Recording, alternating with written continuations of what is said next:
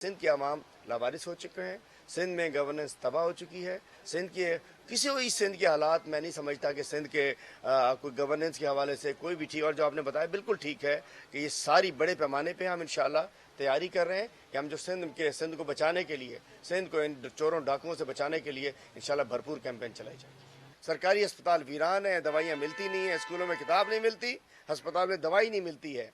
Dengue का मर्ज बुरे तरीके से शहर में फैल रहा है। मैं कहना चाहता हूं डेंगू के रोकथाम के लिए अरबों रुपए कचरे की पैदावार है ना डेंगू। इस दफा 48 अरब रुपए का सॉलिड वेस्ट मैनेजमेंट जिसका काम है इस कचरे की सफाई, इस मर्तबा 48 अरब की करप्शन हुई है। खा गए सारे। 16,000 जो टन या डेवलप होता है, 8,000 फेंकते हैं, बाकी यहीं घूम रहा होता है, जिसकी वजह से डेंगू फैल रहा है। नालों की सफाई नहीं है, डेंगू फैल रहा है। गटर उबल रहे हैं, डेंगू फैल रहा है। और बड़ी तादाद में लोग डेंगू से के मर्ज में मुब्तला हैं। घरों के अंदर बेचारे मर भी रहे हैं, इलाज उनका कोई नहीं कर रहा है। महकमा सेहत खामोश है और कुछ भी नहीं रहा उनको आज तक। मैं पूछना चाहता हूँ सिंध के शहरी सेहत कार्ड से महरूम क्यों है? सब कुछ अच्छा नहीं है। और आजकल हम देख रहे हैं शहर में अगवा की वारदातें भी सुनने में आ रही हैं, गाड़ियां भी छिन रही हैं, कुछ चोरी चकारियां भी बढ़ती जा रही हैं। तो जान और माल का तहफ़्फ़ुज़ नहीं है। हम कहना चाहते हैं कि सूबे के अवाम को जान और माल का तहफ़्फ़ुज़ दिया जाए। अब सुना है कि 76 डाकुओं ने हथियार डाल दिए हैं और उनको अच्छे बच्चे बन गए वो। तो मैं कहना चाहता हूँ कच्चे के 76 डाकुओं ने तो हथियार डाल दिए, लेकिन जिन पक्के के डाकुओं की गोदों में वो पल रहे थे, जिन पक्के के डाकुओं के परवरदा वो थे, क्या उनके खिलाफ कोई कार्रवाई होगी? और जब ये 76 डाकू अच्छे बच्चे बने तो क्या इन अच्छे बच्चों से कोई मग़वी बरामद हुए? क्या इन अच्छे बच्चों से कोई ऐसी चीज बरामद हुई? बात यह है कि उनके मालिकों का पता लगा है। असल मालिक तो पक्के के डाकू है ना। तो हम कहना चाहते हैं बिल्कुल ठीक है अगर रियासत ने कोई पॉलिसी अपनाई है, लेकिन मैं पूछना चाहता हूं कि क्या आज अगर मैं जाना चाहूं या कोई जाना चाहे घोटकी से रहीम यार खान, क्या मगरिब के बाद वो जा सकता है? पूछना चाहता हूं मैं सिंध और पंजाब दोनों की पुलिस से कि M9 मोटरवे जो है सक्खर मुल्तान, क्या वो सिक्योर है? नहीं है।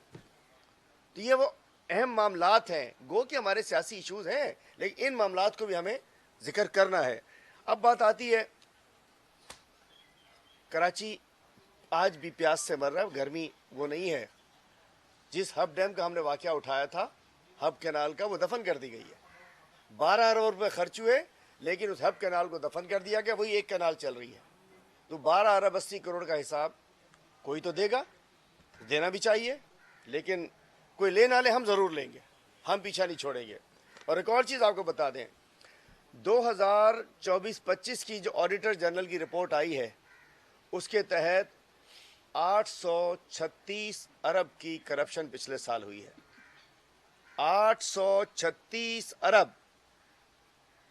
कोई गिन सकता है? कोई नहीं गिन सकता। 836 अरब की करप्शन पिछले साल हुई है। और उसके बाद अवाम को तो कोई रिलीफ नहीं मिल रहा। हर चीज़ महंगी है, आटा, चीनी, सब्जी, घी, दालें, बिजली, गैस, सब चीज़ महंगी है। सिंध में ज़रूरी पानी की किल्लत भी वैसे ही मौजूद है। सिंध की सियासत भी तबाह हाल है। सिंध की तालीम भी तबाह, सियासत तो है ही नहीं, तबाह कर दी गई, ख़त्म कर दिया गया। तालीम भी तबाह हाल है। 60 लाख बच्चे भी महरूम है तालीम से। सरकारी स्कूलों में कोई सहूलत नहीं है। मुर्तज़ा साहब और बहुत सारे बड़ी बड़ी बातें करते हैं कि जी पता नहीं दुनिया से लोग यहाँ इलाज करने आते हैं। पिछले दिनों एक वीडियो मैंने देखी थी, मैंने शेयर भी की थी आप लोगों से, कि लोग थैलेसीमिया का इलाज कराने के लिए पेशावर जाते हैं। रत्तों देरों से बिलावल साहब के हल्के से मरीज बड़ी तादाद में थैलेसीमिया के इलाज के लिए पेशावर जाते हैं बच्चे। यहाँ क्यों नहीं है? बातें बड़ी बड़ी, रोबोट आ गए अरबों रुपए के, न जाने क्या कुछ हो गया। और मैं कहना चाहता हूँ कि अभी पिछले दिनों सोलर के अंदर 28 अरब का प्रोजेक्ट था, जिसमें कोई बड़े पैमाने के ऊपर करप्शन हुई है। 28 अरब की करप्शन सोलर के बराबर उसमें हुई है। मतलब हर चीज़ पे ही है, हर चीज़ पे मामलात ख़राब हैं। तो मैं कहना चाहता हूँ कि पीपल्स पार्टी ने इस 17-18 साल के दौर में हमें न तालीम दी है, न सेहत दी है, न कुछ दिया है। करप्शन आम है हर जगह, मतलब हर सिस्टम में सिस्टम उरूज के ऊपर है। अगर सिंध को आगे बढ़ना है तो सिंध को बचाना पड़ेगा। सिंध को बचाने के लिए हमें आगे निकलना पड़ेगा। हमें सिंध को बचाने के लिए मैं तमाम सियासी जमातों से, समाजी तंजीमों से कहता हूँ, आओ सिंध बचाने के लिए कोई तहरीक चलाएं। हमें सिंध को करप्शन से निजात दिलाने के लिए कोई तहरीक चलाएं। सिंध में जाएं, हर ज़िले से बाहर निकलें। नहीं तो ऐसा ही होगा कि हम कहीं प्यासे मरते रहेंगे, कभी कुछ नहीं होगा हमारे पास, हादसात के कुछ भी नहीं है हमारे पास। तो उसके बाद मैं बात करना चाहता हूँ कि इस वक्त मुल्क में रूल ऑफ लॉ ख़त्म हो चुका है, आइन की अमलदारी नहीं है, सिंध में अदलिया आज़ाद नहीं है। हमें अदलिया को आज़ाद कराना है, हमें आइन को बहाल करना है। इसलिए बहाल करना है चूँकि इंसाफ अब हमसे कोसों दूर हो चुका है। इमरान खान साहब के केसेस नहीं लगाए जा रहे। खान साहब के केसेस मतलब इससे अहम क्या है कि उस दिन जज साहब डिनर करने, लंच करने चले जाते हैं। खान साहब के केसेस में डिले हो रहा है, तोशा खाना को घसीटा जा रहा है। इसके साथ साथ मुलाकातें बंद कर दी गई हैं। मुलाकातों का हाई कोर्ट का ऑर्डर है, उसके ऊपर मुलाकातें नहीं कराई जा रही हैं। दूसरी जानिब कैद में सियासी बातचीत के ऊपर पाबंदी लगाई जा रही है। तीसरी जानिब वज़ीर आला है सुहेल आफरीदी, खैबर पख्तूनख्वा की अवाम का नुमाइंदा है, मुंतखब नुमाइंदा है। 91 वोट मिले हैं उसको, 4.5 करोड़ आबादी का नुमाइंदा है सुहेल आफरीदी। पहले तो आपने कहा था हम बनने नहीं देंगे, आपने कहा इस्तीफ़ा जाली है, ये है वो है, उसके बाद वो बन गए। अब इमरान खान साहब से मुलाकात नहीं कराई जा रही। फिर अगर वो अवाम में ना जाए, मूवमेंट ना चलाए, तहरीक ना चलाए, एहतजाज ना करे तो क्या करें? हम कहते हैं कि चीज़ों को ठीक किया जाए और उसके बाद हमारी बहन, इमरान खान साहब की बहन अलीमा आपा के बैंक अकाउंट्स बंद कर दिए गए, अलीमा आपा के पासपोर्ट ब्लॉक कर दिया गया, अलीमा आपा का शनाख्ती कार्ड ब्लॉक कर दिया गया।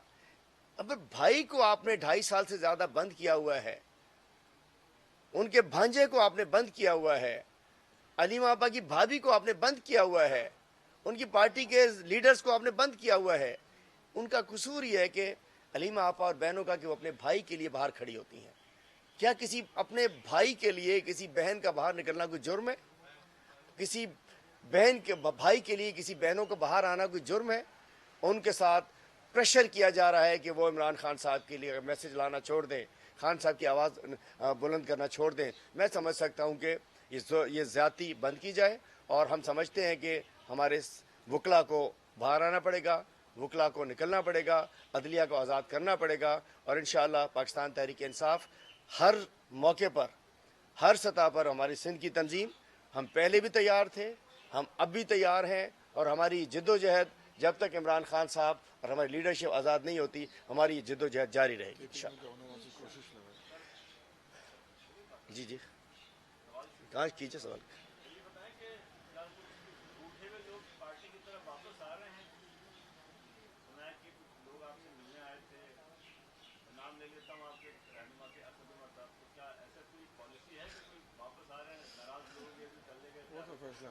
बात यह है कि अभी आपने सवाल किया कि क्या असद उमर साहब वापस आ रहे हैं, तो ये मुझे अंदाज़ा है ये कहाँ से स्टार्ट हुआ है। आप तक भी चीज़ जो लाजिमी बात है सोशल मीडिया पे चली है, ये हमारे कुछ ठुकराए हुए, कुछ टाउट्स, कुछ एजेंट्स जो कि सिर्फ अपने डॉलर्स की कमाई के लिए वो पीटीआई को गुमराह कर रहे होते हैं, पीटीआई के वर्कर्स को गुमराह कर रहे होते हैं।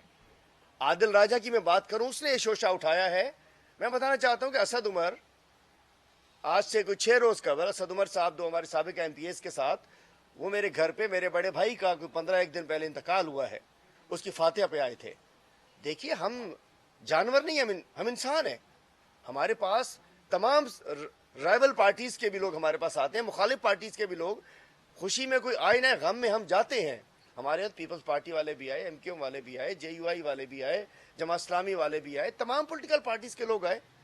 तो असद उमर साहब भी फातिहा के लिए आए, लेकिन उसको एक तमाशा सा बना दिया गया और उसके पीछे मैं बताना चाहता हूँ, और तमाशा बनाया गया कि जी न जाने कोई माइनस इमरान खान को ग्रुप बन रहा है, कोई ये हो रहा है, कोई वो हो रहा है। एक तो मैं बताना चाहता हूँ कि मैं वाज़े करना चाहता हूँ कि जो लोग पार्टी छोड़कर गए हैं, अगर वो ना जाते तो इमरान खान साहब गिरफ्तार ना होते। मैं समझ सकता हूँ कि जितने लोगों ने 9 मई के बाद तेज़ी से पार्टी को छोड़ना शुरू किया, अगर ये ना जाते तो ये सूरत हाल ही ना बनती। वो तो 8 फरवरी को पता चला कि किसी के जाने से आने से फर्क नहीं पड़ता, एक ही शख्स है जिसके पीछे पूरी कौम है, पूरी पार्टी है। तो जो लोग गए हैं उसका फैसला ना मेरे पास किसी को लाने का इख्तियार है, ना निकालने का इख्तियार है, ना मना करने का। इन्होंने इमरान खान साहब के ज्यादती की है, इमरान खान साहब से 2 नंबरी की है। जिसने इमरान खान से गद्दारी की उसका फैसला इमरान खान करेगा। ये तो भाई सुन लिया, लेकिन अब सुन लो, मैं आदिल राजा जैसे और टाउट्स, इन गद्दारों, इन एजेंट्स के बारे में बात करूं। शर्म आनी चाहिए इन बेशर्म लोगों को। तुम्हें पता होना चाहिए था, तुम्हारी सराय, तुम्हारी सोर्सेज, तुम्हारी पता नहीं क्या क्या, तो तुम्हें पता होना चाहिए था ना। असद उमर क्यों आए मेरे पास? वो तो फातिहा के लिए आए थे। तुमने एक बात का बतंगड़ बना दिया, तो तुम्हें शर्म आनी चाहिए। तुम हर जगह जहां झूठ बोलते हो वहां माफी मांगते हो। और तुमने किसको, आदिल राजा से पूछना चाहता हूं, तुमने किसको बख्शा है? तुमने बुशरा बीबी को नहीं बख्शा, तुमने उमर अयूब को नहीं बख्शा, आलिया हमजा को नहीं बख्शा, खान साहब की फैमिली को नहीं बख्शा। तुमने अली अमीन गंडापुर की बात करते हो कि वो कहते हैं अली अमीन शायद आदिल राजा ने निकलवा दिया। अरे भाई, अली अमीन अगर गद्दार होता, तुम तो गद्दार डिक्लेयर करते। वो तो उसने तो 30 सेकंड में इस्तीफा दे दिया। खान साहब ने तारीफ की उसकी। गद्दार तो अली अमीन भी नहीं निकला, गद्दार आदिल राजा जैसे लोग हैं। और मैं अपने वर्कर से कहना चाहता हूं, ये डाइवर्ट करना चाहते हैं, इनकी जिम्मेदारी है। ये एक तो खान का नाम लेके अपने फॉलोअर्स बढ़ाते हैं, इमरान खान की हिमायत में कुछ 2 चीज़ चला के फॉलोअर्स बढ़ाते हैं, और उसके बाद उसी इमरान खान के, अरे भाई इमरान खान एक लफ्ज़ निकालता है वो हट जाता है। आज खान साहब के हलीम है, नहीं है तो मैं नहीं हूँ, मैं हूँ तो हूँ। जिस दिन अली अमीन थे वो थे, जिस दिन सोहेल आफरीदी आ गए वो आ गए। तो मैं कहता हूँ होशियार बाश। मैं अपने वर्कर से, पार्टी के साथियों से, सबसे कहता हूँ कि ये जो आदिल राजा किस्म के जो बेशरम लोग हैं, जो कि पैसे की खातिर, फॉलोअर्स की खातिर पैसे लेकर मुख्तलिफ कैंपेन्स चलाते हैं। मैं तो सिर्फ अपनी बात कर रहा हूँ ना, हमारी पार्टी में भी उसने तय कर लिया है कि आदिल राजा के अलावा सारे लीडर जो हैं वो बेकार हैं, कंप्रोमाइज्ड हैं, क्या कर रहे हैं क्या नहीं कर रहे। मैं कहना चाहता हूँ इस किस्म के जो गंदे अंडे हैं इनसे मुहतात रहना चाहिए। ये हमेशा, ये कभी किसी से पैसे लेके किसी की कैंपेन करते हैं, किसी के पैसे लेके किसी की कैंपेन करते हैं। और मुझे, मेरे खिलाफ भी 1 साल से कर रहे हैं। और मैंने पहले भी 6 महीने पहले इस टाउट को, इस एजेंट को, इस गंदे अंडे आदिल राजा को बेनकाब किया था, जिसका और आज भी बेनकाब कर रहा हूँ। और ऐसे किसी शख्स को हम इजाज़त नहीं देंगे। शर्म आनी चाहिए थी तुम्हें। तुमने और कुछ और लोगों ने कि असद उमर आ गया, मीटिंग हो रही। अरे फातिहा पे आया, वो मीटिंग हो रही है। और जो लोग गए वो गए, आने का फैसला उनका इमरान खान करेगा।